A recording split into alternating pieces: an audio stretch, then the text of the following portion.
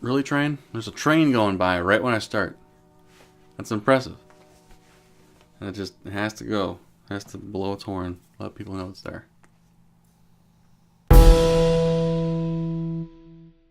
Hey everybody! JK Calloway here at Real JK Calloway. And this Sunday is Clash of Champions. SmackDown exclusive pay-per-view in December. And it's the only one. I don't know why there's no Raw one. I guess they're just going to wait till Royal Rumble for the Raw stuff to happen, although they've got Tribute of the Troops, it seems like is a Raw thing. I don't know what the hell's going on, but there is one pay-per-view this month, and it's a SmackDown one. Let's do some fantasy booking and predictions, yay! Only 6 matches are scheduled, but there is one pre-show match, which is Mojo Rawley versus Zack Ryder. If they're really going to blow off this feud on a pre-show match less than a month after the breakup of a tag team, it's like, not that they were the greatest tag team in the world, but that's story material. You can build something on that, actually make Mojo a despised heel or something. But I think it's very clear that Mojo is going to go over. He's going to win, and hopefully they do something with him. He was a horrible babyface. We'll see how this goes.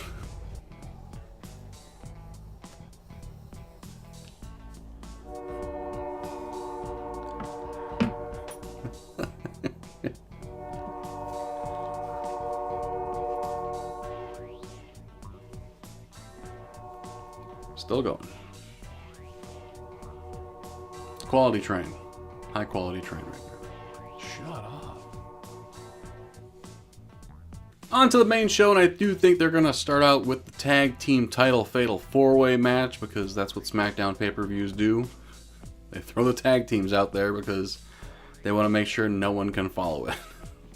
Usos versus New Day versus Shelton Benjamin and Chad Gable versus Rusev and Aiden English. We'll call them Rusev Day.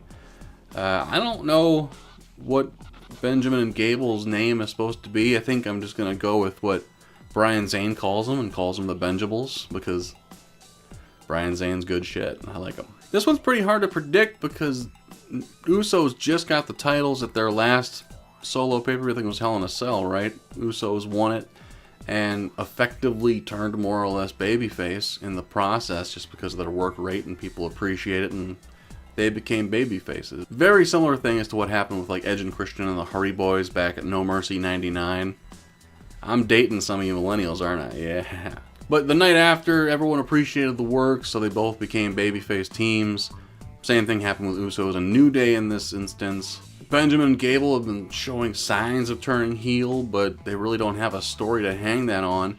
And then you got Rusev Day, which is getting over like gangbusters as a heel team, but like heels that people dig, you know? If they're going to do anything and build towards someone taking the titles, like a good guy winning at Mania, I think this would be the time to change the belts, and I would give it to Rusev Day, Rusev and Aiden English.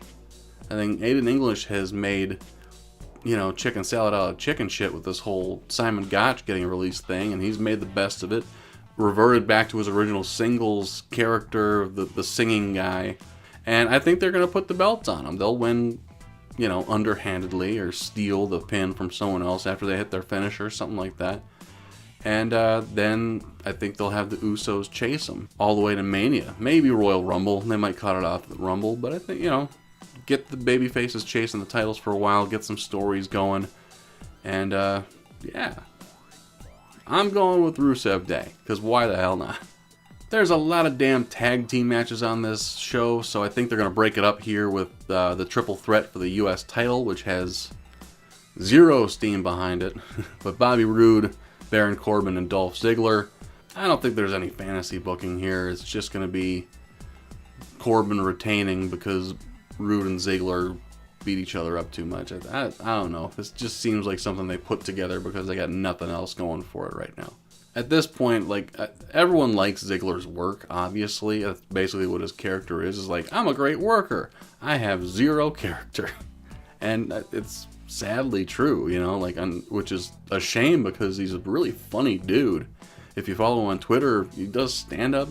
He's a funny dude, and they've never once utilized it. It's amazing. Like, how do you not have that guy be the CM Punk of today and just make fun of everyone and cut their legs out from under. I don't get it.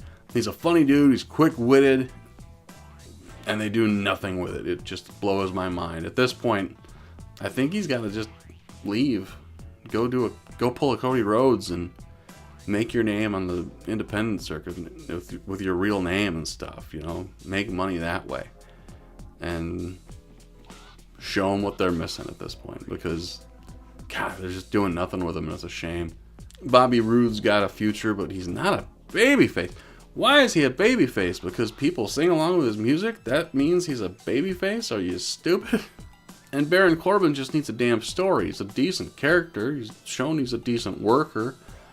He can be a despicable heel. They just gotta give him something. He's just never gotten anything. All three of these guys need a story, something to sink their teeth into. And just throwing them together in a triple threat is not the solution. So I don't think anything's going to come out of this. Fantasy-wise, I don't think the belt's going to change. I think they're just biding their time until they can get rid of Dolph Ziggler, sadly. Up next will be another tag match, which, of course, there are many on this show, but it'll be Breezango versus the Bludgeon Brothers. Are they really going to kill off the whole Fashion Files thing with this match? Because they really haven't said that the Bludgeon Brothers are the ones that attacked them, which is, 6 months ago at this point. It spawned a great thing where they, just did spoofs of different shows and did different silly stuff, and that fizzled out, and I think they're just going to kill it now. God, that's depressing.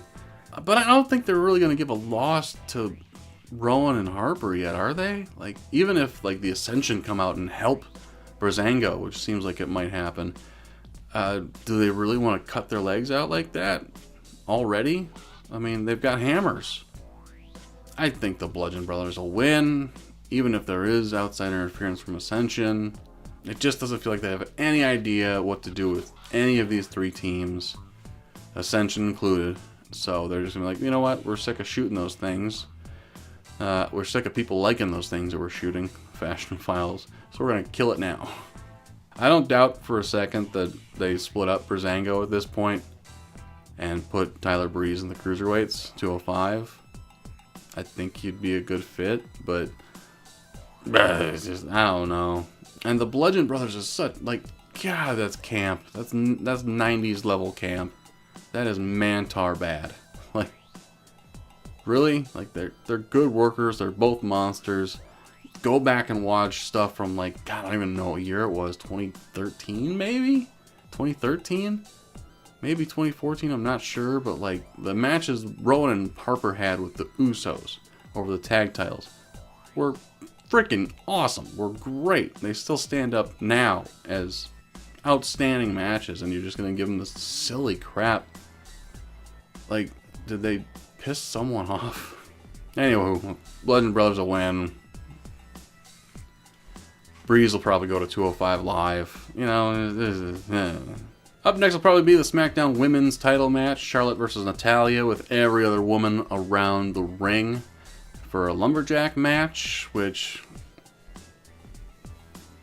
I don't think that's going to have much of an impact. There'll be a big schmoz toward the end, and then Charlotte will win with her figure eight. They're not putting the belt back on Natalya. That was a dead zone. It was so did anything happen with that? Did anything happen storyline wise with Natalya as champion? Basically, Naomi became irrelevant, and Natalya was shown to be boring, as she always has been. Good worker. She's just boring. And her scream she does is horrifying.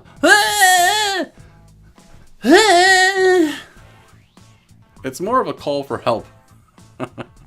I don't know, maybe some stuff comes out of the Riot Squad feuding with everyone around the ring. I think they're just biding their time and making sure all the women get on TV at this point, because I think they are going to do, finally, a Women's Royal Rumble match. They might do 20 rather than 30, but I think they're going to do a Women's Rumble match, which is great. They've got 22, 23. They'll probably just do that and keep it to the people on the main roster. But they could do 30. Have some returns. Have some cool shit. Have Trish make an appearance. Have Lita make an appearance. That'd be sweet. You get the feeling Medusa would have a blast, if, you know, getting out there and getting a little tumble, and you know, like she'd be great to see. Victoria's still out there, Tara, if you will. All kinds of knockouts are out there that really want to work. Bring back Karma. She's in a hit show on Netflix. Come on, you guys are whores for celebrities. Bring back Karma. But yeah, Charlotte should win. And then schmaz, just fighting. Lots of screaming. Semi-main is going to be for the WWE title because the tag match after it's got Shane McMahon involved. That makes it the most important thing. But now WWE title, AJ Styles versus Jinder Mahal. This one's insanely tough because while yes, they already did their one-show India tour, they're still trying to pop the network out there and get the viewership up out there, make that money. You know, I know they like AJ, but who they got to take the belt off him other than Jinder as far as bad guys? You know what I mean? Like, there's no other real strong bad guys unless they're going to push for, like, Kevin Owens or Sami Zayn. Probably Kevin Owens, but at the Rumble, I don't know. You know, they're clearly enamored with AJ, which is never a bad thing. He's a great worker. Great mic worker now, which is surprising. But I don't think they're done with the Jinder experiment, man. I really don't. Like, I think for as much shit as Jinder got, I think he handled himself well. I think he presented himself as a great heel champion, as a great, you know, more or less aristocratic type character. I am better than you kind of character, and he killed it, in my opinion. I think he did a great job. Is he the best worker in the world? Of course not, but this is WWE. Has that ever been an issue? I'd like to say they're going to save it for Royal Rumble, but, you know, they put the belt on him at a B pay-per-view in the first place. I think it was like Battleground or Backlash, one of those, I can't remember, back in June or July. So, yeah, I'm going to say they're putting the belt back on Jinder Mahal at this pay-per-view. I don't think they're done with the Jinder experiment. I think they were impressed by how he carried himself. I think he did carry himself very well, honestly. And they're going to put it back on him. They still want to pop that Indian market. They haven't done it yet. And on top of that, I think while he was definitely put in the position kind of out of nowhere, I think he carried the ball okay. You know what I mean? Like, he doesn't give the greatest promos, but he does get a reaction. He gets booed. You can tell kind of by the first few weeks of him being champion, the boos were kind of like, you're kidding me, boos. And it very slowly kind of morphed into, no, we generally, like, we don't like you, boos. And that's what you want. You don't care what the reasoning is. As long as people are booing it, like, I want to see you get beat. Those are the boos you want. And those are the boos he's getting. So, complain all you want. He's doing okay. And I think they got the guy they want to chase him. I think it's going to be AJ. I think he's going to chase him. Maybe, like, I don't see AJ and Jinder in Mania. I think they're really going to try to make AJ and Nakamura happen. I do think it's going to be AJ and Nakamura in Mania just because it's too sexy to pass up on. You know what I mean? It's too delicious. And I think it'll be for the title. So I think they are going to take it off of AJ and put it back on Jinder now and have AJ chase him probably throughout the Royal Rumble. Maybe not even win it at the Rumble, but win it at the February pay-per-view, whatever that is going to be called. I'm sure there'll be an Elimination Chamber one, and then Roadblock, or I don't even know what they're doing at this point, but there will be one each, and whatever SmackDowns is this year. Maybe AJ will win it back then, defend it against Nakamura, who will have won the Royal Rumble? Maybe? On to the main event, which of course is the main event because the McMahon is involved, and that makes it the most important thing in the world. So, but Kevin Owens and Sami Zayn versus Randy Orton and Shinsuke Nakamura. Apparently both Shane and Daniel Bryan are going to be guest referees because this isn't going to be much fantasy booking because they're just telegraphing the hell out of it, I think. And the way they're going about it is wrong, I think. I definitely think it's wrong to have Shane, you know, basically try to force Kevin Owens and Sami Zayn out of the company. And then to have Daniel Bryan side with them at the pay-per-view, somehow screw over Shane, Randy, and Shinsuke, and join Kevin Owens and Sami Zayn in victory, which of course is what I think will happen. Kevin Owens and Sami Zayn will win. But I think the way they're setting it up is they're trying to make Daniel Bryan be the one turning heel rather than Shane McMahon turning heel. That makes zero sense. Do you think the crowd's going to boo Daniel Bryan? They're barely booing Kevin Owens and Sami Zayn right now. They're booing Randy Orton because... have you seen his hair lately? Shinsuke is going to be over no matter what. It doesn't matter what role you want him to play. He's going to get cheered just because, you know, he's exciting and he's fun and he's a hell of a worker.